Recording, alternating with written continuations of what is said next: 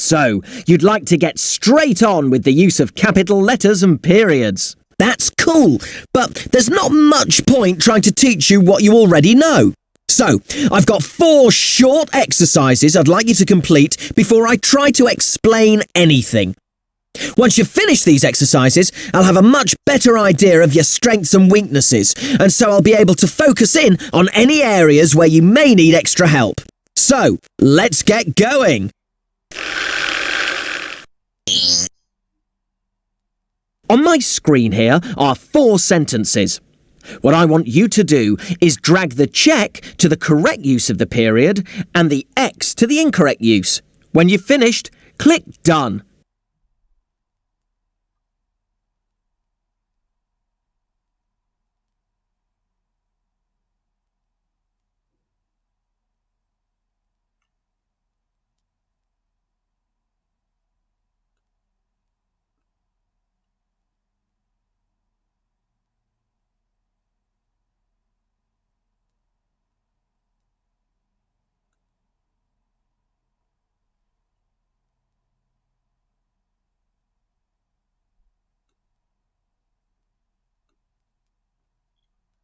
OK, thank you. Now, try this exercise. Match the correct abbreviation with its long version. When you've finished, click Done.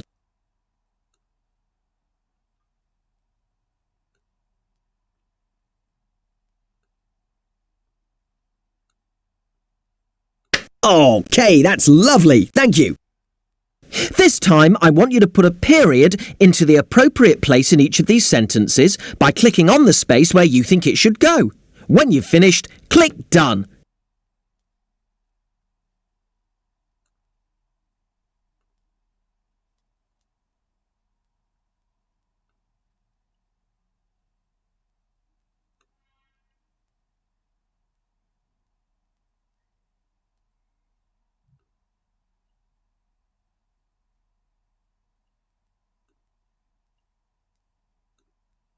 OK, and finally, click on the letters in these passages which you think should be capitalised, and when you're finished, click Done.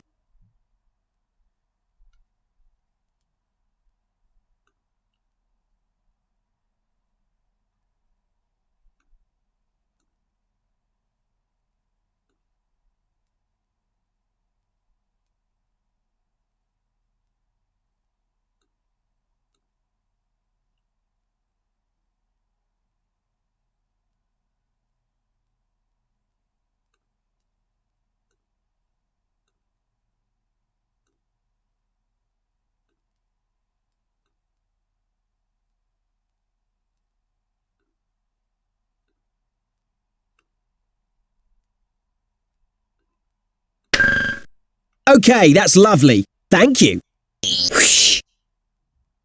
What that little diagnosis tells me is that we should focus on the sections on my menu here, which are highlighted in blue. You can, of course, click on any section, but these seem to be the sections that you need to focus on most. So let's start with the first highlighted item on the menu. So, let's get going. What's a period?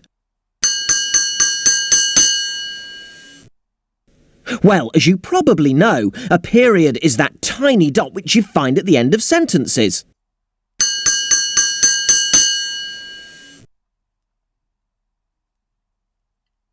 And so then, what's a sentence? Well, sentences are groups of words which must make sense by themselves. If you went up to some friends and said, "A period is," they wouldn't understand what you meant. That's because it's not a sentence. It doesn't make sense by itself.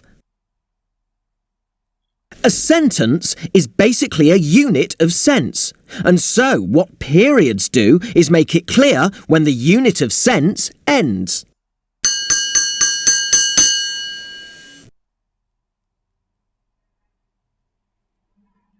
Another way of looking at this is to say that a period at the end of a sentence stands for a clear pause.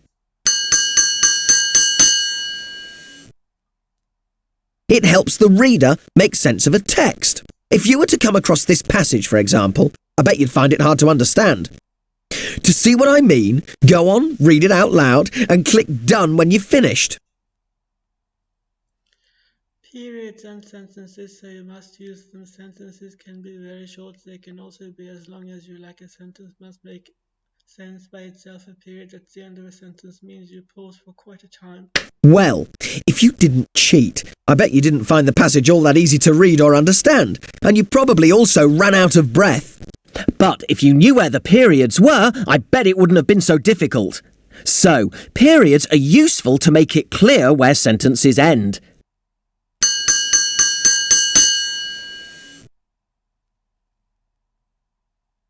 Now, to see whether you understand what I'm getting at, try this.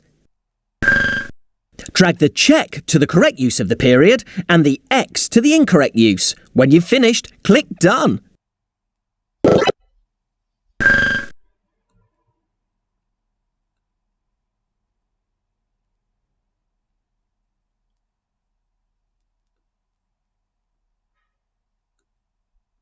Yes, well done, that's right. Numbers 1 and 2 use periods incorrectly.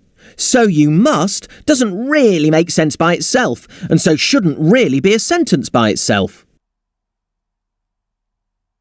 In number 2, there are two distinct facts or units of sense. The first is that sentences can be very short, and the second is that sentences can also be as long as you like. These two units of sense cannot just run together in the way they are here. They need to be separated in some way, and one way to do it is to use two sentences with a period in between.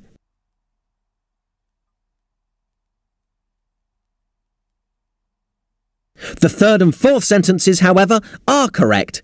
They both contain one basic unit of sense, and there is a period at the end to mark the completion of that unit. So let's move on. Another common use for a period is to show when a word or phrase has been shortened or abbreviated.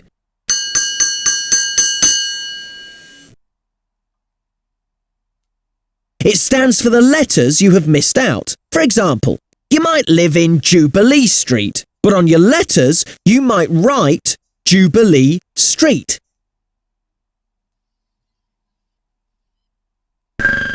OK, to see if you understand what I mean about periods and abbreviations, try this exercise. Match the abbreviations with what they stand for.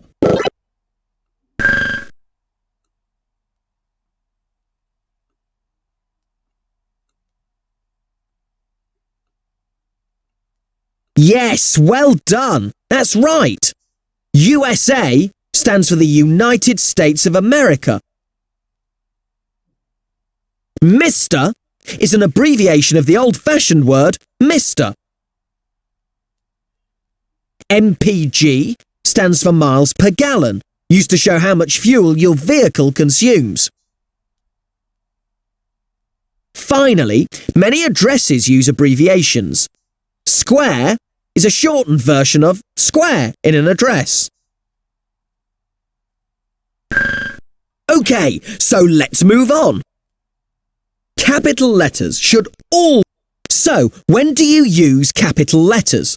Well, one useful thing to remember about capital letters is that they should always be used at the beginning of sentences.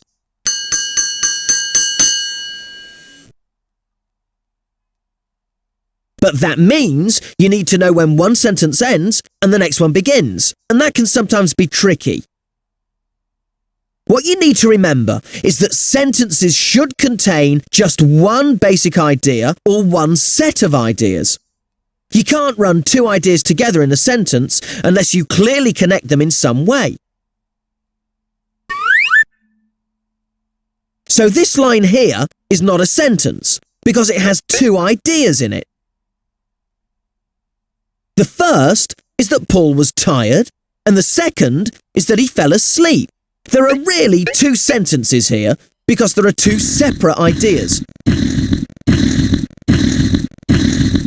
Now you could join the ideas together in one sentence, but then you would need a connecting word like and or but. Connectives, like and or but, allow you to create a set of ideas within one sentence.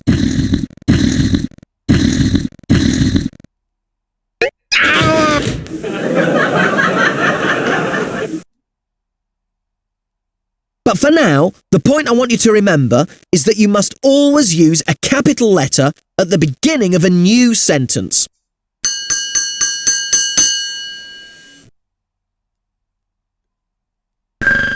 Put in the periods by clicking on the correct places in these sentences. Wherever you put in a period, a capital letter will automatically come after it. When you've finished, click Done.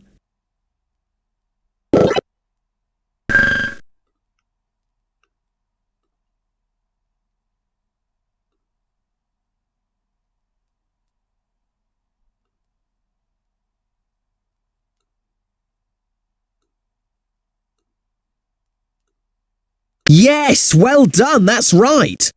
In number 1, we need to capitalise the first letter of she and they. They starts a new set of ideas, namely reaching the car and driving off, and so it begins a new sentence. It doesn't make sense to capitalise the first letter of Fred and he, as he marks the new sentence after the period. In number 3, we need to capitalise the first letter of Jim. The pronoun he again marks the beginning of a new idea, and so the first letter needs to be capitalised. Finally, in number 4, we need to capitalise the first letters of Mary and she, as both start new ideas and so need to be new sentences. So capital letters should always be used for proper nouns.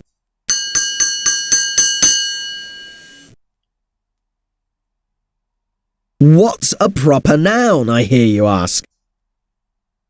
Well, you can usually spot a proper noun if you think of it as the name of a particular person, place or thing.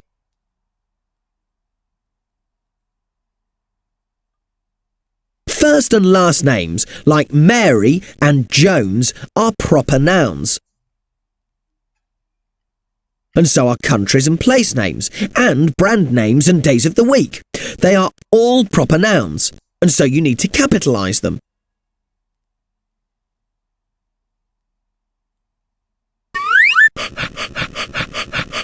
Words like dog, however, are not proper nouns because they are not the names of particular animals. The word dog, just like the word house or wall, is what's called a common noun, and you don't need to capitalise it.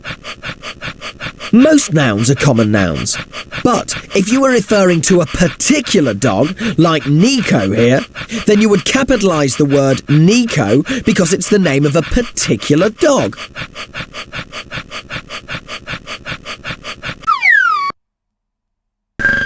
Now, to see if you understand what I'm really getting at, try this. Place the capital letters where you think they should go by clicking on the appropriate letters in these sentences. And when you're finished, click Done.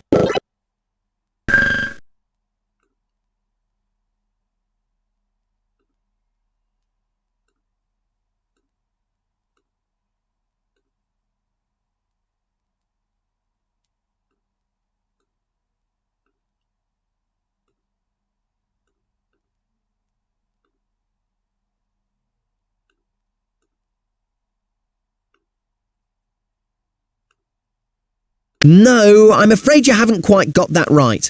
Look at the sentences on screen. Apart from the opening word of the sentences, which takes a capital letter, all the other examples are proper nouns, names for particular people, places or things, and so should be capitalised. In the first sentence, Crown Jewels is the name of a very particular set of jewels. The Tower of London is the name of a particular place. April is the name of a particular month. Judge Smith is the name of a particular judge. And Old Bailey is the name of a very particular place. In the second sentence, Osiris and Seth are the names of particular people, and Egyptian is the name used to describe people from Egypt. The same goes for French. Similarly, the National Museum of Cairo is the name of a particular place. Hopefully, you're now starting to understand what I'm getting at. To find out, take a look at the following words and decide which are proper nouns requiring a capital letter and which are not, by clicking on either the proper noun or not a proper noun buttons. When you're finished, click Done.